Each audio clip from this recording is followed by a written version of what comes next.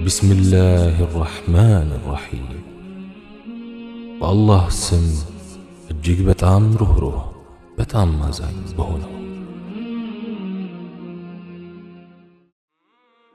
የአላህ ሰላምና እዝነት በእናንተ ላይ ይሁን። የዓለማቱ ጌታ ለሆነው አላህ ምስጋና ይገባው። የዓይናችን ማረፊያ ወዳጃችንና አለቃችን በሆኑት ነብዩ መሐመድ የአብዱላህ ልጅ ላይና በቤተሰቦቻቸው በባልደረቦቻቸውና በእነዚያ መንገዳቸውን በተከተሉት ላይ ሁሉ የአላህ ሰላምና እዝነት ይስፈን። አላህ ሆይ ትእዛዝህን ለማክበር እዚህ በተባረከው ቦታ ላይ እንደሰበሰብከን በጀነትህ ሰብስበን አንተ የዓለማቱ ጌታ የሆንከው ሆይ። والصبر أيضا كما بينه أهل العلم ثلاثة أنواع የእውቀት ባልተቤቶች እንደገለጹት ትዕግስት ሶስት አይነት ነው። ሁሉም በተከበረው የአላህ መጽሐፍ ላይና በሱና ላይ ተጠቅሰዋል። እነሱም በትእዛዛት ላይ ትዕግስት ማድረግ፣ በተከለከሉ ተግባራት ላይ ትዕግስት ማድረግና በቀደር ላይ ትዕግስት ማድረግ ናቸው። በየትኛው ላይም ትዕግስት ቢደረግ ይበልጥ የተሻለ ነው በሚለውም ረገድ ኺላፍ አለ። አንዳንዱ በትእዛዛት ላይ ትዕግስት ማድረግ በላጭ ነው ያሉ አሉ።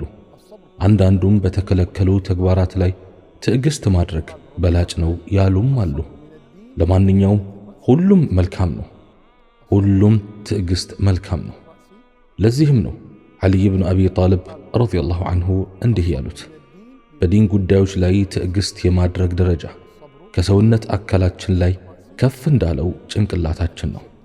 أما الصبر على الطاعة فمنها قول الله تبارك وتعالى وأمر أهلك بالصلاة واصطبر عليها በትእዛዛት ላይ ትዕግስት ማድረግን በሚመለከት አላህ ጥራት ይገባውና እንዲህ ይላል፣ ቤተሰብህንም በስግደት እዘዝ፣ በእርሷም ላይ ዘውትር ጽና። በሌላም አንቀጽ እንዲህ ይላል፣ ነፍስህንም ከነዚያ ጌታቸውን ፊቱን ወይም ውዴታውን የሚሹ ሆነው በጠዋትና በማታ ከሚገዙት ጋር አስታግስ። በተከለከሉ ተግባራት ላይ ትዕግስት ማድረግን በሚመለከት ደግሞ ይበልጥ ሰዎች እምሮ ዘንድ ፈጥኖ ሊመጣ የሚችለው ምሳሌ የነቢዩላህ ዩሱፍ ዓለይሂ ሰላም ታሪክ ነው። የንጉሡ ሚስት ደጃፎቹንም ዘጋች። ለአንተ ተዘጋጅቻለሁና ቶሎናም አለችው።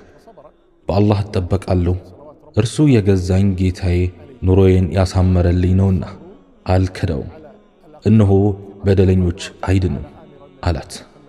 በዚህም መልኩ ነቢዩላህ ዩሱፍ ዓለይሂ ሰላም ክልክል ከሆነው ተግባር ላይ ትዕግስት አደረጉ። በቀደር ላይ ትዕግስት ማድረግ በሚመለከት ደግሞ አላህ ስብሓንሁ ወተዓላ ለመልእክተኛው ሙሐመድ ዓለይሂ ሰላቱ ወሰላም እንዲህ የሚልን ትእዛዝ አስተላለፉላቸው፣ فاصبر كما صبر أولو العزم من الرسل ከመልእክተኞችም የቆራጥነት ባለቤቶች የሆኑት እንደ ታገሱ ሁሉ ታገስ።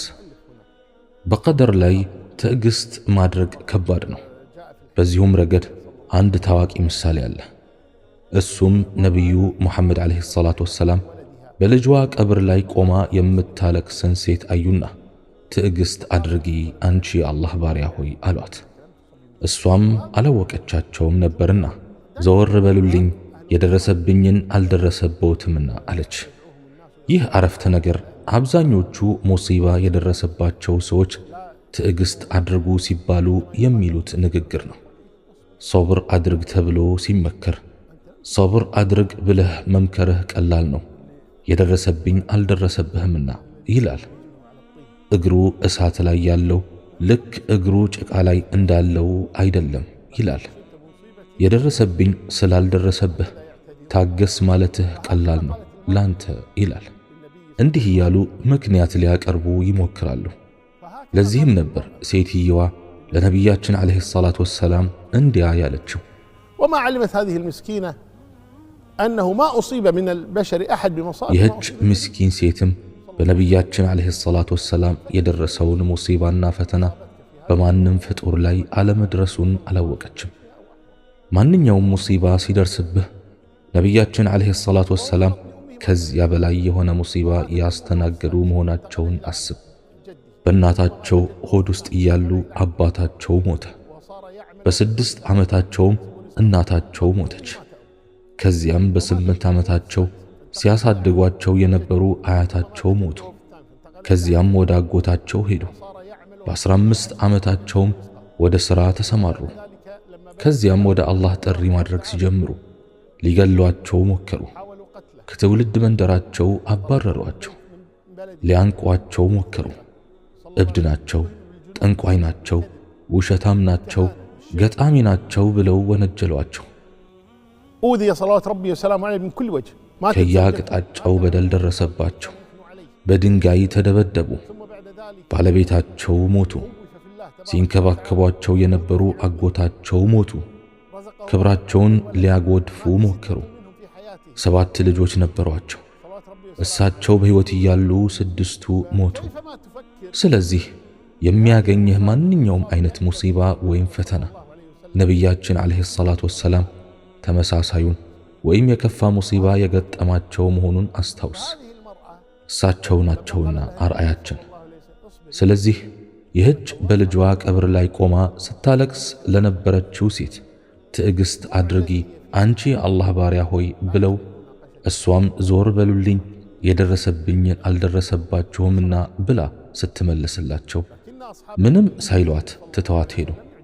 ከዚያም ባልደረቦቻቸው ክስተቱን ሲመለከቱ ነበርና አነጋገሯ ልክ እንዳልነበረ ተረዱና ከሰሓቦቹ መሃል አቡበክር ስዲቅ ነበሩና ጠጋ ብለው እንዴት እንዲህ ብለሽ የአላህን መልእክተኛ ዓለይሂ ሰላቱ ወሰላም ታናግሪያለሽ ሲሏት እኚህ ናቸው የአላህ መልእክተኛ?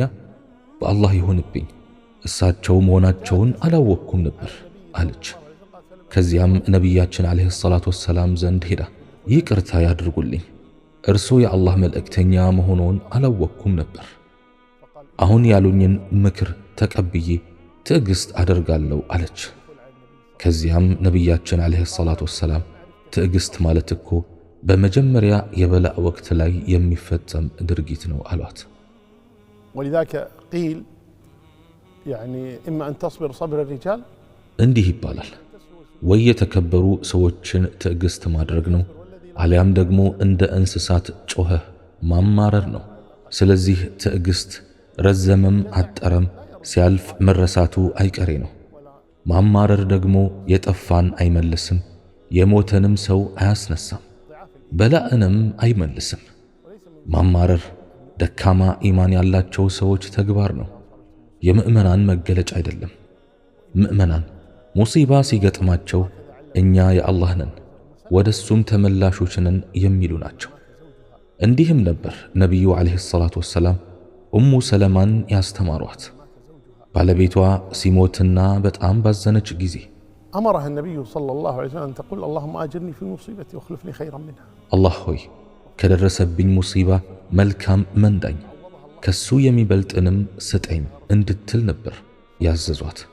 ከልቧም ይህን ዱዓ በማለቷ አላህ ስብሓንሁ ወተዓላ የሚበልጠውን ነገር ሰጣት። እሱም ነቢዩን ዓለይሂ ሰላቱ ወሰላም ማግባት ነበር። ስለዚህ ትዕግስት 3 አይነት ነው። እነሱም በትዕዛዛት ላይ ትዕግስት ማድረግ፣ በተከለከሉ ተግባራት ላይ ትዕግስት ማድረግና በቀደር ላይ ትዕግስት ማድረግ ናቸው። አላህም ስብሓንሁ ወተዓላ እንዲህ ይላል፣ እናንተ ያመናችሁ ሆይ ታገሱ፣ ተበራቱም፣ በጦር ኬላ ላይ ተሰለፉ፣ ትድኑም ዘንድ አላህን ፍሩ።